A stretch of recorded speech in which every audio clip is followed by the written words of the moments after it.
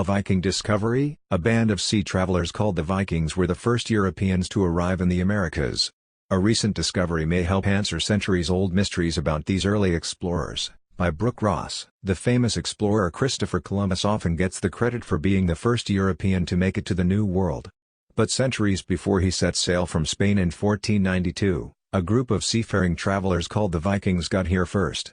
Often depicted as wild-haired, sword-wielding warriors, the Vikings sailed to eastern Canada from Europe around the year 1000 and established a settlement. Since scientists discovered that site nearly 60 years ago, it has widely been considered the only Viking settlement ever to exist in the Americas. Until now. Using a research method called space archaeology, experts recently discovered signs of what could be a second Viking site in Canada, about 300 miles southwest of the first discovery. By studying satellite images of the terrain taken from space, the archaeologists found evidence of a possible Viking structure buried at Point Rosé, on the Canadian island of Newfoundland. Now archaeologists are excavating the muddy earth at Point Rosé, hoping to find proof that Vikings once lived there. Sarah Parcak of the University of Alabama and a lead archaeologist, thinks that what she and her team find could rewrite North American history. Either it's an entirely new culture that looks exactly like the Vikings, and we don't know what it is, she told the Washington Post, or it's the westernmost Viking site that's ever been discovered.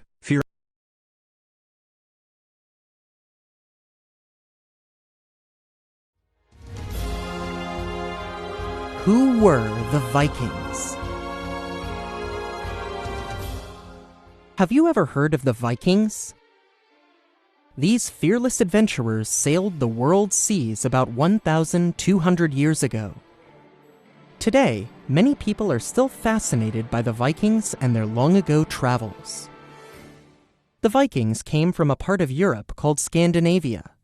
That area now includes Denmark, Norway, and Sweden. The Vikings lived in many small villages led by different rulers.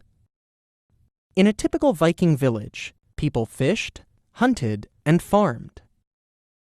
They grew barley and oats and raised goats, cows, and sheep. For shelter, the Vikings built long houses out of wood or grass and dirt. Several families would live in one house. The Vikings were good at building something else, too: ships. They constructed sturdy wooden boats called longships. These boats could be up to about 100 feet long and had square sails that helped them move quickly. Some had carvings of dragon heads. Beginning around the year 793, the Vikings used longships to travel far and wide. In some places, the Vikings attacked the local people and stole treasure. They earned a reputation as fierce warriors. In other parts of the world, the Vikings came in peace. They traded furs and other goods from their homeland for silk, spices, and cloth. Sometimes, the Vikings liked a new place so much they decided to stay. They created settlements in England, Scotland, Ireland, Iceland, Greenland, and other places. Believe it or not, these busy travelers may even have been the first Europeans to visit North America. Historians say the Vikings explored parts of Canada about 1,000 years ago. That's almost 500 years before Christopher Columbus made his famous voyage to the Americas. The remains of one Viking settlement in Canada were found in 1960. Recently, another possible Viking site was found using photos taken from space. Experts are still studying the site to uncover new clues about the Vikings, some of history's greatest adventurers.